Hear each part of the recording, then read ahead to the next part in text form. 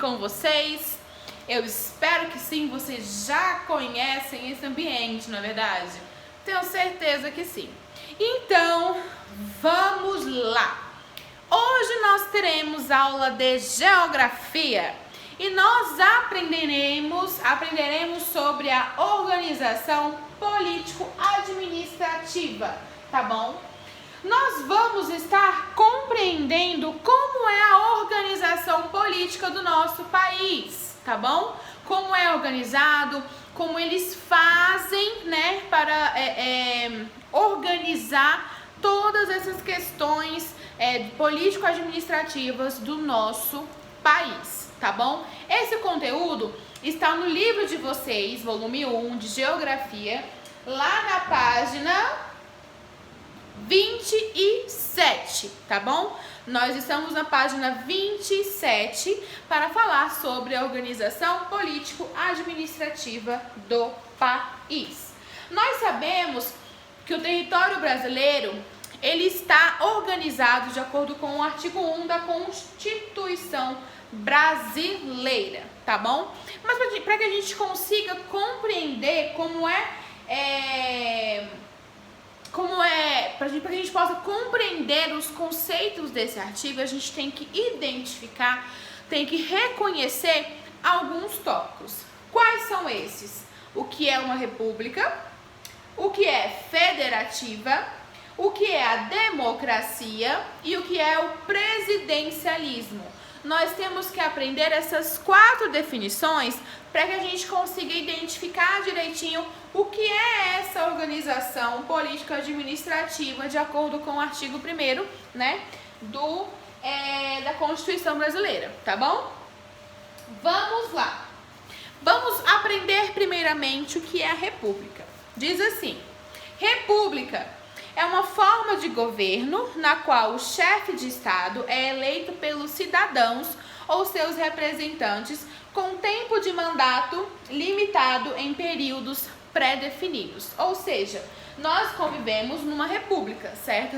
República federativa. O nosso país tem essa república federativa. Porque temos o governante, temos o presidente. Esse presidente, ele exerce o seu poder por um tempo determinado, que é 4 anos. Em alguns casos, eles podem se reeleger para o ano seguinte, tá bom? Então, esse voto também acontece por meio do voto de toda a população, tá bom? O que acontece? Como faz a pessoa votar para escolher, né, o seu representante? A partir dos 16 anos, você já pode estar exercendo o seu papel de cidadão, ou seja, votando. Mas dos 16 até os 16, 17 anos, você não tem a obrigação de estar exercendo o seu voto. É um voto, digamos que facultativo, certo? Que não tem aquela obrigação.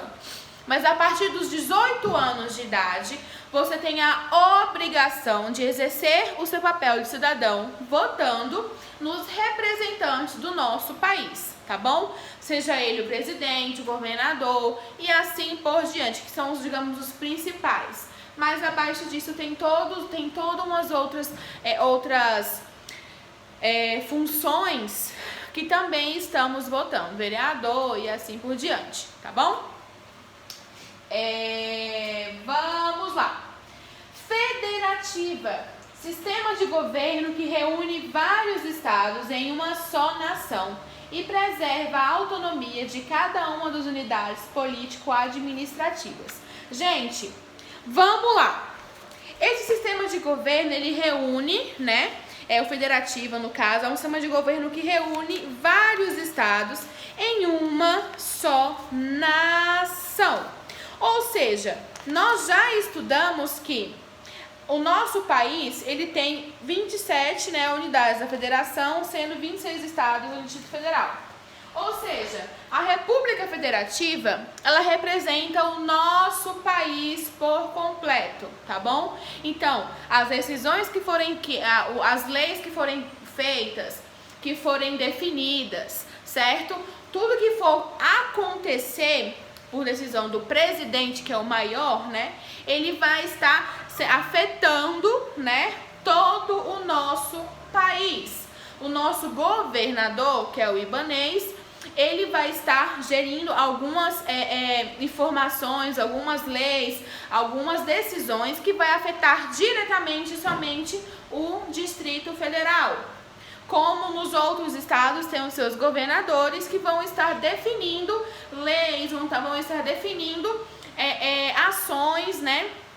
Vão estar definindo situações para os seus estados, para o seu estado, de acordo com a situação do próprio estado. O ibanês não pode tomar uma decisão para São Paulo. O ibanês não pode tomar uma decisão para o Rio de Janeiro, porque cada estado tem o seu governador, que vai estar tomando essas decisões, certo?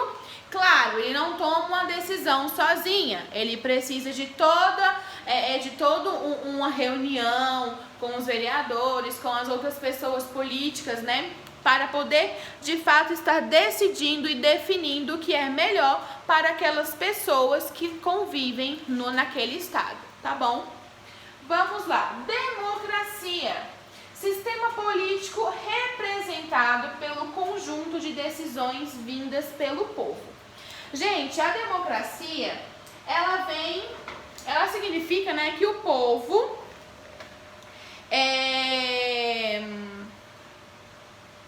ou seja, ela significa que o povo tem poder, tá bom? Não é que eu posso decidir por todos, eu vou definir o que vai acontecer, muito pelo contrário.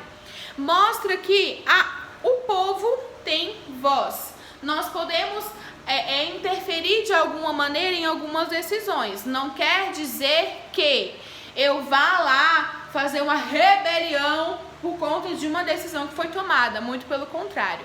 Mas por conta da democracia, isso quer dizer que eles têm que levar em consideração também as nossas opiniões, certo? Não é somente a opinião deles que prevalece. Eles têm que também levar em consideração a opinião do povo, porque o povo também tem poder, tá bom? O povo também pode acabar interferindo de alguma maneira nessas decisões. Quando nós vemos protestos, é porque o nosso país é um país que tem a democracia, que faz com que as pessoas também tenham voz. Claro, um protesto pacífico, não é uma coisa que tenha vandalismo, que aí a pessoa acaba perdendo a razão, não é verdade? Então, quando as pessoas vão protestar, elas vão mostrar a sua insatisfação ou satisfação com alguma coisa. Por conta da democracia, de ter poder na sua voz, né, o povo ter o poder, eles vão estar mostrando de alguma forma a sua satisfação ou insatisfação, com placas, com trio elétrico falando alguma coisa, com palavras de poder, de ordem e assim por diante. Então, isso faz com que as pessoas tenham uma certa liberdade, bem entre aspas, de estar expondo a sua opinião, de estar expondo a sua opinião de acordo com o que está acontecendo, de acordo com alguma situação, tá bom? Mas, claro, temos que lembrar também que existem leis. Eu não posso estar infringindo leis, eu não posso estar indo contra algumas leis por eu achar que eu tenho poder, por eu achar que eu estou certo, muito pelo contrário. As leis são definidas para que elas sejam seguidas. Por exemplo, quando eu estou dirigindo, não é lei que eu tenho que usar o cinto de segurança? Que vocês também têm que usar o cinto de segurança? Então, eu posso estar andando por aí sem cinto de segurança? Não, porque é uma lei. Então, se foi definida uma lei que não pode quebrar patrimônio público, que não pode pichar as paredes, que não pode ficar até determinada hora fazendo tal coisa, enfim, existem diversas leis. Se eu for contra aquela lei, eu vou ser punido e prejudicado de alguma maneira, porque nós sabemos as leis, certo? Nós sabemos o que é certo e o que é errado. Então, se eu infringir essa lei, eu vou estar indo contra, né, o que já foi definido pelo governo em si, tá bom? Pelos poderes, no caso judiciário, tá? Que vai estar lá para fiscalizar se essas leis estão realmente sendo cumpridas, tá bom? vamos entrar nessa questão dos 3 poderes para vocês saberem a função de cada um deles, tá? Na página seguinte, tem como se fosse uma tabelinha, mostrando para vocês as unidades político-administrativas. Gente, essas unidades quais são as unidades político-administrativas? É a União, que é o Brasil num todo, o Estado e o Distrito Federal, que são os estados e o Distrito Federal. Desculpa, gente. E os municípios, que ficam como se fosse dentro dos estados, tá? Ou seja, temos o todo, que é a União. Dentro dessa União, temos os estados e o Distrito Federal. E dentro desses estados e o Distrito Federal, nós temos os municípios, tá bom? Então é como se tivesse um dentro do outro, mas que de alguma forma a União vai interferir no todo, tá bom? O estado e o Distrito Federal vai acabar interferindo no município e assim por diante, tá bom? Vamos lá. E essa União, esse estado e esses municípios, eles são governados por 3 poderes. Quais são eles? O executivo, o legislativo e o judiciário. Eu vou estar colocando para vocês essa imagem aqui, vou tirar uma fotinha, colocar para vocês enquanto eu estou explicando para vocês acompanharem, tá bom? Vamos lá. Vamos primeiramente compreender a definição de cada um deles, certo? Lembrando que o executivo é uma coisa, o legislativo depende do executivo e o judiciário vai depender do legislativo. Observem. Poder executivo, ele vai administrar o país, os estados e os municípios, ou seja, ele que vai tomar de conta, ele que vai estar acima de tudo, resolvendo as coisas, definindo projetos, observando e tudo mais. Quem vai estar colocando em prática o poder executivo? Na União é o presidente, no estado é o governador e nos municípios são os prefeitos, tá bom? Então, quem é que vai estar administrando? Quem é que vai estar tomando de conta, né, dessa questão administrativa? É o presidente, no todo, que é na União, o governador no estado e no DF, e nos municípios é o prefeito, são os prefeitos, certo? Agora vamos para o poder legislativo. Ele vai elaborar projetos de leis para garantir direitos e deveres à população, certo? Quem vai estar elaborando esses projetos de leis na União é lá na Câmara dos Deputados e o Senado Federal, que vai estar tomando de conta dessa organização, dessa elaboração dos projetos de leis, lá na Câmara, no Congresso Nacional, tá bom? Quem vai estar tomando de conta dessa questão dos projetos de leis nos estados e no Distrito Federal é a Assembleia Legislativa, que são os deputados estaduais e os distritais, tá bom? Ou seja, deputados estaduais são para os estados e o deputado distrital é daqui do distrito, tá bom? E quem vai estar tomando de conta dessa questão dos projetos de leis nos municípios é a Câmara Municipal, com os vereadores, tá bom? E já o poder judiciário, ele vai preservar o cumprimento e o respeito dessas leis. Ou seja, o poder legislativo, ele vai elaborar os projetos e garantir direitos e deveres da população. Direito, criança tem direito à escola, todo mundo tem direito à educação, à saúde, não é verdade? Deveres, são as leis que temos que estar cumprindo, tem um dever de respeitar o trânsito, eu tenho um dever como cidadão de cuidar dos patrimônios públicos e assim por diante. São as leis que temos que estar cumprindo à risca, porque se por um acaso descumprirmos, teremos que pagar as consequências, né? Temos que ser responsáveis pelas consequências de estar descumprindo esses deveres, essas leis, tá bom? Vamos lá. Poder judiciário, ele vai preservar o cumprimento e respeito às leis. Na União e no Estado, quem vai estar tomando de conta de tudo isso são os juízes, tá? E nos municípios são também os juízes que vão tomar de conta, que estão como partido, né? Tanto na União como no Estado. Então, o Poder Judiciário são juízes que vão estar a par de tudo, tá bom? No Brasil, o presidente, os governadores, prefeitos, vereadores e senadores, são escolhidos por meios de eleições diretas. Todos os brasileiros alfabetizados têm o direito e a obrigação de votar, sendo o voto facultativo para os analfabetos, para os jovens de 16 e 17 anos e para maiores de 70 anos. A conquista dessas eleições diretas foi uma conquista, essas eleições diretas. Foi um grande marco. Teve até a questão do direta já. Por quê? Porque antigamente quem definia, quem escolhia os presidentes, governadores, vereadores, senadores, eram eles mesmos. Então acabou que o povo ficou muito insatisfeito com essas eleições, né? Com essa forma de eleição.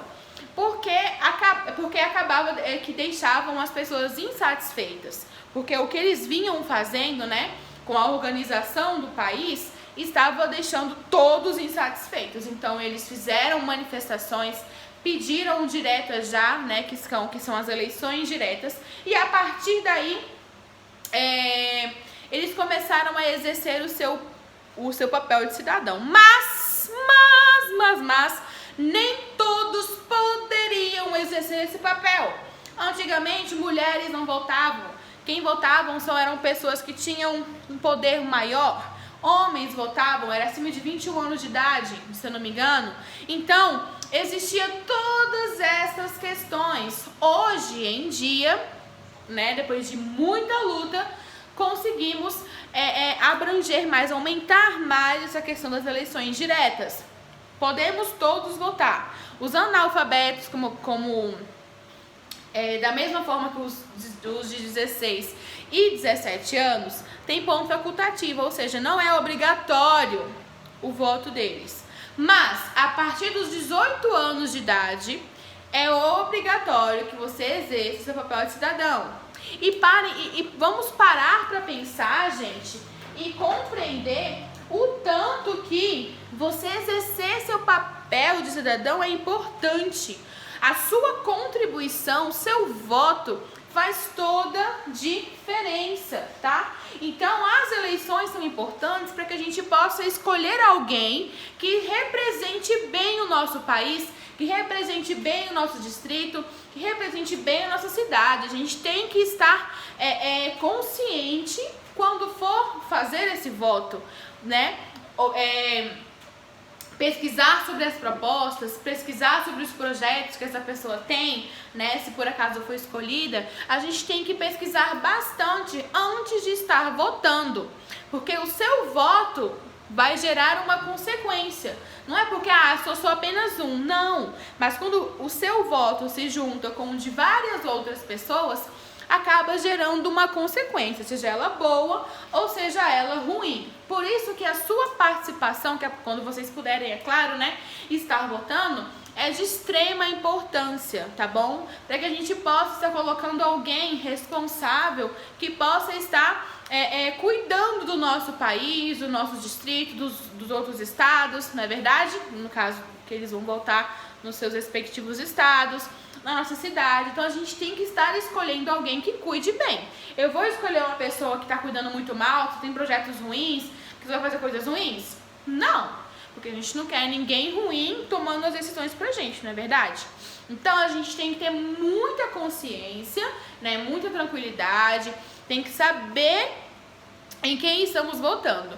E as eleições são de extrema importância. Beleza, gente? Então, na aula de hoje, vamos ficar somente nessa questão da organização político-administrativa, dos 3 poderes, certo? Que é o executivo, legislativo e judiciário. É a questão do voto mesmo, a gente compreender como é essa organização, beleza? As atividades do livro eu vou colocar para vocês e tem uma atividade complementar na folha para vocês responderem de acordo com essa aula que eu dei para vocês, tá bom?